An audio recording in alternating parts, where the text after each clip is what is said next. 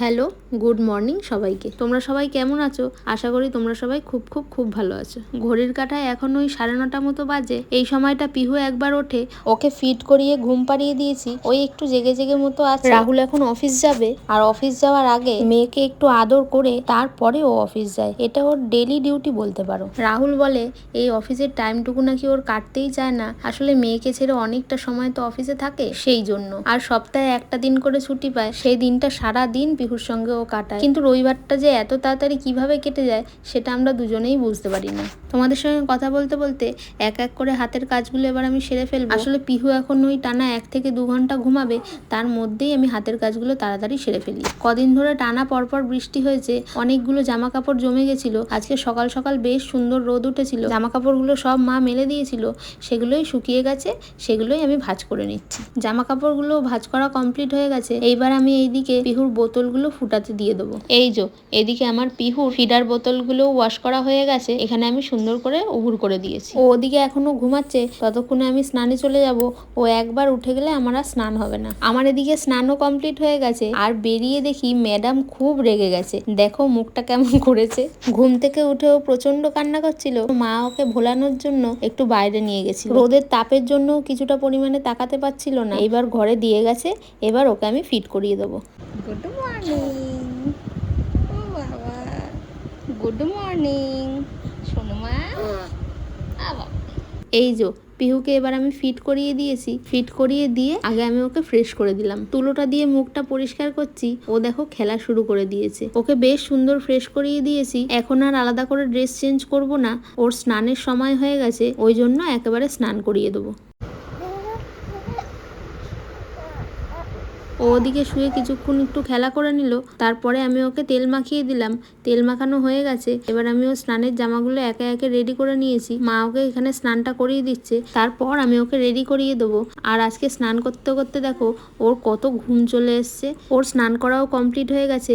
এবার আমি ওকে তাড়াতাড়ি রেডি করিয়ে দিয়েছি। রেডি করিয়ে আমি এখানে ফিট করিয়ে দিয়েছি। আর তোমাদের সবাইকে দেখাচ্ছিলাম আমি ওর জন্য কোনো বাইরের কাজল ইউজ করি না, ঘরে পাতা এই কাজলটাই ইউজ করি। তোমরা তোমাদের বেবির জন্য কোন কাজলটা ইউজ করো আমাকে কমেন্ট করে অবশ্যই জানাবে। ওকে এখানে ফিট করানো হয়ে গেছে, এবার আমি ওর ঢেকুর তোলানোর চেষ্টা করছি। অনেকক্ষণ চেষ্টা করার পর কিন্তু ও অবশেষে ঢেকুরটা তুলেছে। এই যে আজকে আর ঘুম পাড়ানোর জন্য ওকে আর ঘরে নিয়ে হাঁটতে হয়নি। ওর চোখে যেহেতু ঘুম ছিল, ওর পিঠে একটু হাত বুলিয়ে দিয়েছি, ও ঘুমিয়ে পড়েছে। তখন তো স্নান করে এসে আর চুল আঁচড়ানো হয়নি। এখন আমি চুলটা সুন্দর করে আঁচড়িয়ে রেডি হয়ে নিলাম। এরপর চলে গেলাম ঠাকুর ঘরে, দেখলাম বেশ সুন্দর করে এখানে ঠাকুরও দেওয়া হয়ে গেছে। এখন ঘড়ির কাঁটায় ওই 1:30 মতো বাজে। এইবার আমি কিছু খেয়ে নেব। রান্নাঘরে গিয়ে দেখলাম রান্না এখানে রেডি হয়ে গেছে। আজকে হয়েছিল ভাত, মাছের মাথা দিয়ে বাঁধাকপি, আর এখানে ফুলকপি আলু দিয়ে মাছের ঝোল, আর এইখানে ছিল পাঁপড় ভাজা। আমি ওইদিকে খাবার বাড়তে গেছি, আর ম্যাডাম এদিকে ঘুম থেকে উঠে গেছে। মা ওকে এদিকে একটু কোলে নিয়ে বসবে, এবার আমি তাড়াতাড়ি করে খেয়ে নেব। তুই বল, আমি স্নানে গেলে তুই বুঝিস কি করে? বল, কি করে বুঝিস? বল, কি করে বুঝিস? তুই যে ঘুমটা ভেঙে গেল উঠে গেলি, হ্যাঁ কি করে বুঝিস বল? আমিও তাড়াতাড়ি করে লাঞ্চটা করে নিয়েছি। এইবার আমি ওকে ঘুম পাড়ানোর চেষ্টা করছি। এখন ঘড়ির কাঁটায় বাজে ওই 6টা মতো। তখন পিহুকে ঘুম পাড়িয়ে আমিও একটু ঘুমিয়ে নিয়েছিলাম। এখন ঘুম থেকে উঠে ওকে একটু রেডি করে ওই ঘরে দিয়ে আসলাম। ও মা বাবার সাথে ওই ঘরে থাকবে, আমি আর রাহুল একটু বেরাবো পিহুর জন্য কিছু শপিং করতে। পিহুকে ওই ঘরে দিয়ে এসছি, দিয়ে এসে আমিও এখানে রেডি হয়ে গেছি। আগের একটা ভিডিওতে বলেছিলাম নিউবর্ন বেবিদের জামা কোথায় পাওয়া যায়। তোমরা অনেকেই সেখানে কমেন্ট করে বলেছিলে নাকতলাতে ফার্স্ট ক্রাই বলে একটা শপ আছে, সেখান থেকে গিয়ে কেনাকাটি করতে। আজকে সেখানেই যাব।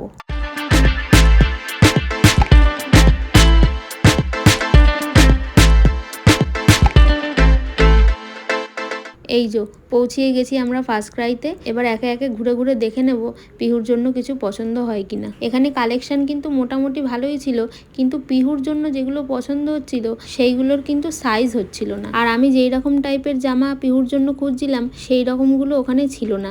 এই যে দেখো এই জামাটাও পছন্দ হয়েছিল, কিন্তু সেই একই প্রবলেম, সাইজে ওটা পিহুর থেকে অনেক বড়। যতটা আনন্দের সাথে শপিং করব বলে গেছিলাম, ততটাই নিরাশা হয়ে বাড়ির দিকে ফিরছিলাম। তখনই কিন্তু এই দোকানটা চোখের সামনে পড়লো, এই দোকানটা কিন্তু ফার্স্ট ক্রাই থেকে বেরিয়ে একটু সামনের দিকে এসেই বাহাতে পড়বে।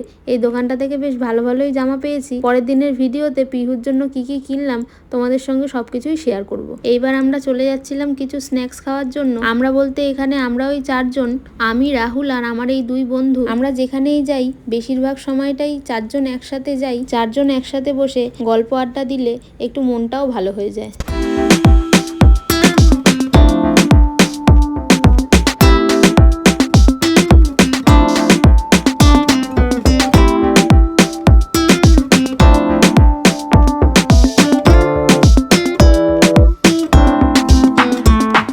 আজকের মতো গল্প আড্ডা কেনাকাটা এখানেই শেষ। এবার আমরা বাড়ির দিকে রওনা দিয়ে দিচ্ছি। আমার এই ভিডিওগুলো তোমাদের কেমন লাগছে অবশ্যই কিন্তু একটা কমেন্ট করে জানিও। এই যে বাড়ির দিকে আমরা চলেই এসেছি। এবার ঘরে গিয়ে দেখি পিহু সোনা কি করছে।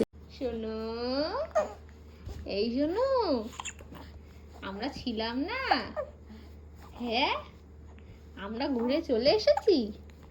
তোমাকে নিয়ে যায়নি? হ্যাঁ তোমাকে নিয়ে যায়নি?